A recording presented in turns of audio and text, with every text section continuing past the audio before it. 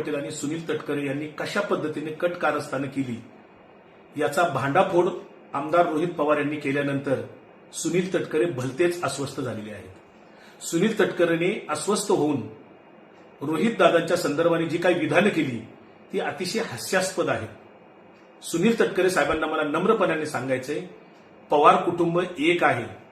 अजितदादांचे पुतणे रोहित पवार आहेत। त्या कुटुंबाला जे दुःख झालं होतं ते दुःख तुम्हाला झालेलं नाही। अजितदादांच्या अंत्यविधीनंतर तुम्ही तातडीने बारामतीमध्ये आमदारांची निवडक बैठक घेतली। कशासाठी घेतली? बारामतीमध्ये अंत्यविधी सुरू असताना सह्यांची मोहीम कुणी राबवली? अजितदादांच्या निधनानंतर राखेच्या कार्यक्रमाला सुद्धा तुम्ही हजर राहू शकला नाहीत। तुम्हाला दादांच्या राखेच्या कार्यक्रमाला सुद्धा कोणाला येता आलं नाही। तुम्ही सगळेजण गडबडीत होतात। कशाच्या गडबडीत होतात? दादांचा पक्ष ताब्यात घेण्याच्या गडबडीत होतात।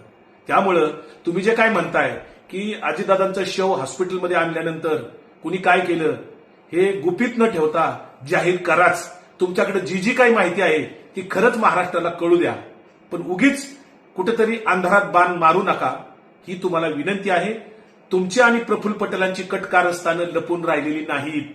तुम्हीच अजितदादांना एनडीए मध्ये घेऊन गेलात। तुम्हीच अजितदादांच्या पक्षाला एनडीए सोबत घेण्यामध्ये पुढाकार घेतला। प्रफुल्ल पटेल आणि तटकरे तुम्ही दोघं स्वार्थाचं राजकारण करत आहात।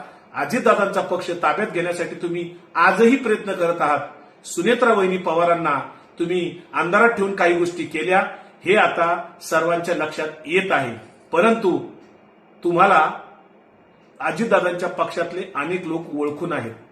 लवकरच तुमचा सुद्धा भांडाफोड होईल।